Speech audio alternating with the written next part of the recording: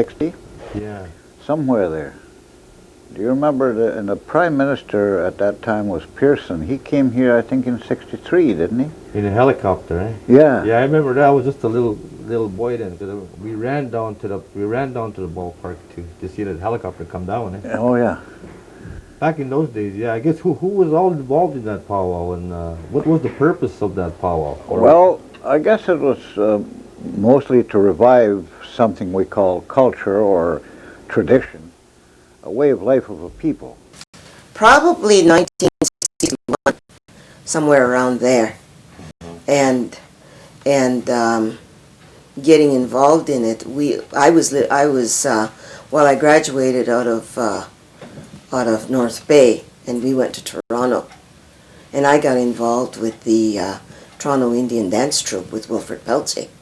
So not only were we dancing like for shows and things like that, we also came up as dancers for Wiky, to support Wiky, yeah?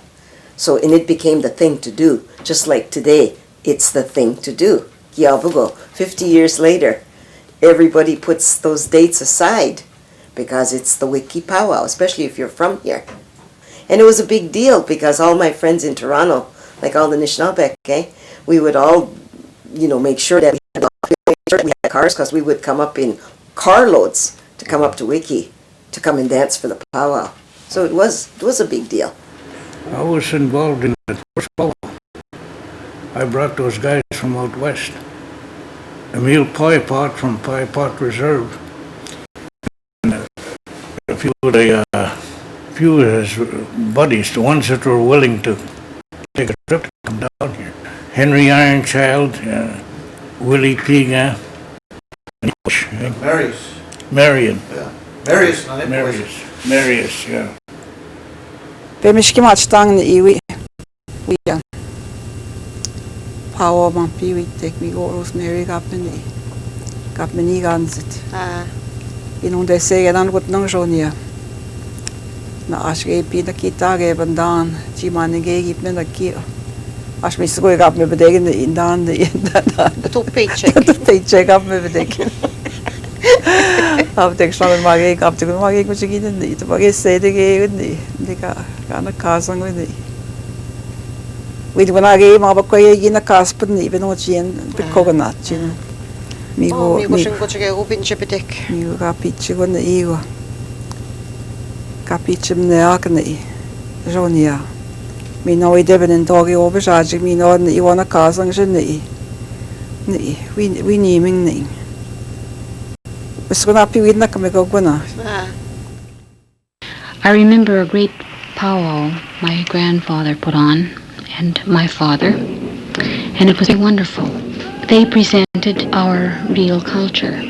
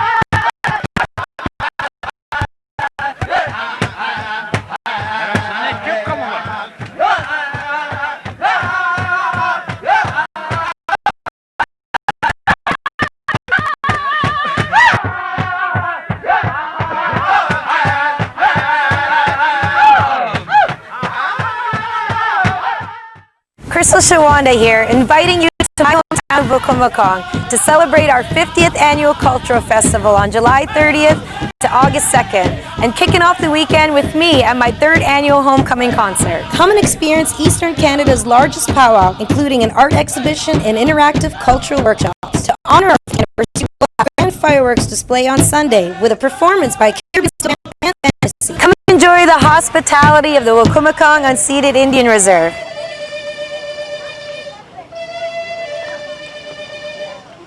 Well, of course, when I would come home, I would go to Aunt Grace's, right?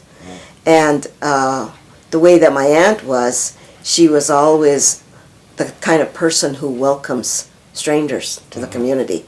That's the way she always was. And so, because I was home, I got to know some of the people that came to the Wiky Powwow. And so we became very good friends. So a lot of the people that came, you know, in those very early years were people particularly from Detroit. So there was, at our house, year after year in the early days, for instance, Hannah Akins, she and that whole family, and her children danced, Myrna and Larry. So that family always came to Wiky in those early years, and they stayed at our house. And then you had Tiflo Lucero and his son Joey, Teddy Left Hand. And then as the years went by, another one that came was Jose Marcus and his family. So they were all from the Detroit Indian Club. So I personally really got to know all those dancers that came from Detroit. And then we had the dancers from out west, Emil Pipot, and all the, you know, the grass dancers that came. And so got to know them as well. And then the other people that I remember being around in those early years were like special guests. Buffy came. She was still in the coffee houses in Toronto. So I got to know her at that time when she was still singing in the coffee houses. Elenise Bumsuit. Elenise was up here. Continental Horn, because there was a to-do between Elenise and Continental in one of those years. So I think about, you know, those kinds of personalities that came to Wiky in those early years. I know Emil Pipot was one.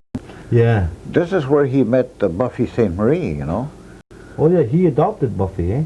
Is that his? No, that was his daughter. Well, that is his daughter. Yeah. Oh, I thought okay. Yeah, and he met her here because Buffy came here to come to the powwow, and she sang at the powwow. Yeah, I met her down in Toronto. She was singing there. At the festival, eh? No, she was singing in a coffee house. Oh yeah. So you invited her over to Yeah, come I to the invited her here, and then Rosemary. Yeah, well, Rosemary told, make sure and get her to come. You know. Oh yeah. So I talked to her down in Toronto, and she came up. Oh yeah. The whole community was all involved. There was getting up on the hill there. Mrs. Archie Triddle, yeah. Oh, yeah, okay.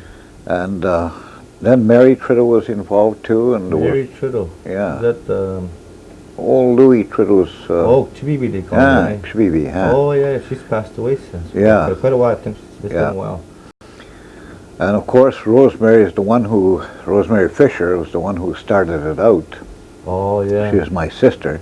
Oh yeah. And then she got me involved, and Yvonne. Yeah. And then there's Jean Chauvenat from Cutler. She was involved in it too. And there was a lot of people in the community. I don't remember all their names, but they done cooking, and they were done sewing, and Cecil King was involved. He was the MC most of the.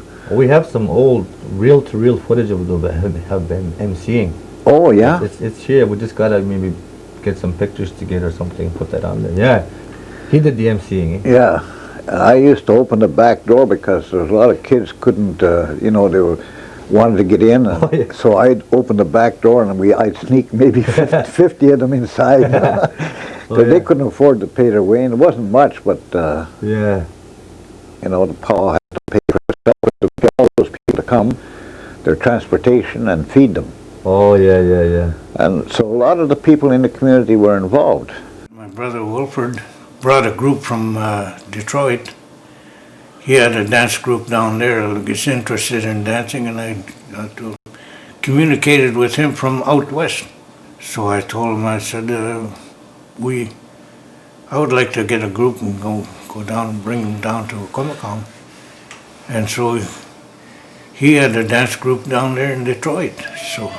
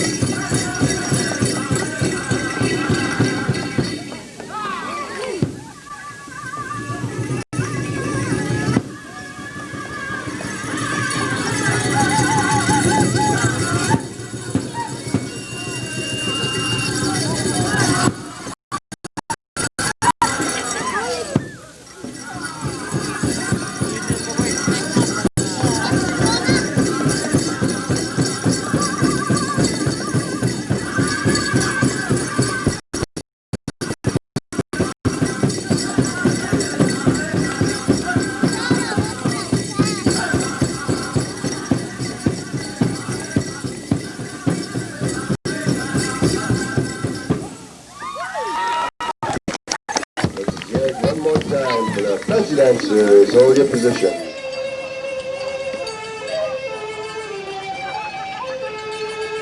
In the early years, what I remember was the arena. We started off in the arena, and you were kind of like on a stage, eh? And so in some ways, it kind of started, right? And I remember, I don't know if it was in the first year or the second year, might have even been in the first year, because it seems to me I was still in school that first year. I was still in school. And I remember them talking about powwow, and everybody wondering what the heck is a powwow, you know? And it was like one of the word that was out there in the community, if you lived here in Wiky, it was almost like there was a call for auditions, kegago. Not quite, but it was almost like that, and you're going to audition to do this powwow. I remember that, and but we still didn't even know what it was. Like, were we putting on a show for the tourists or what it was?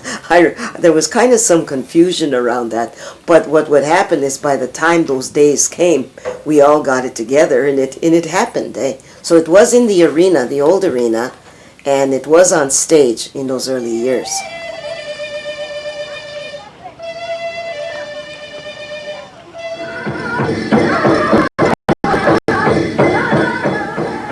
Here, 200 dancers registered for the dance competitions, which is a recent addition to the original tradition. Many more did not register as they do not believe in competing with one another. They dance to share their respect for our ancestors, and they celebrate life as the most precious gift from the Creator. This is what you call a traditional outfit, traditional custom.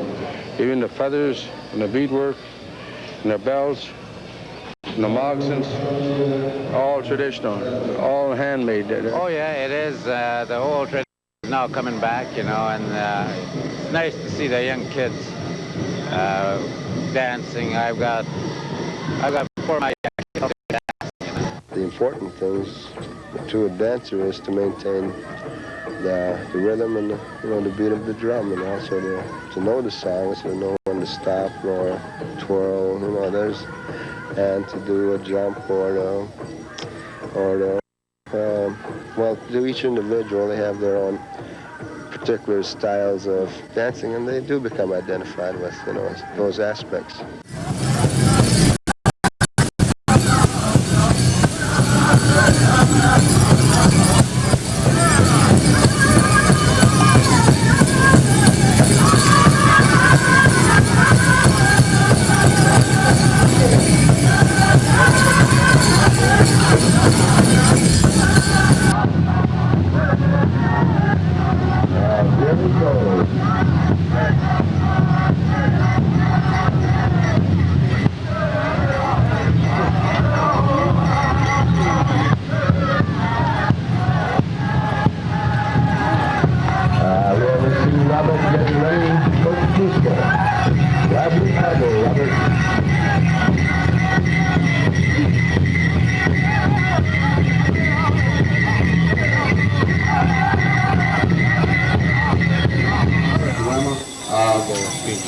This afternoon, I just wanted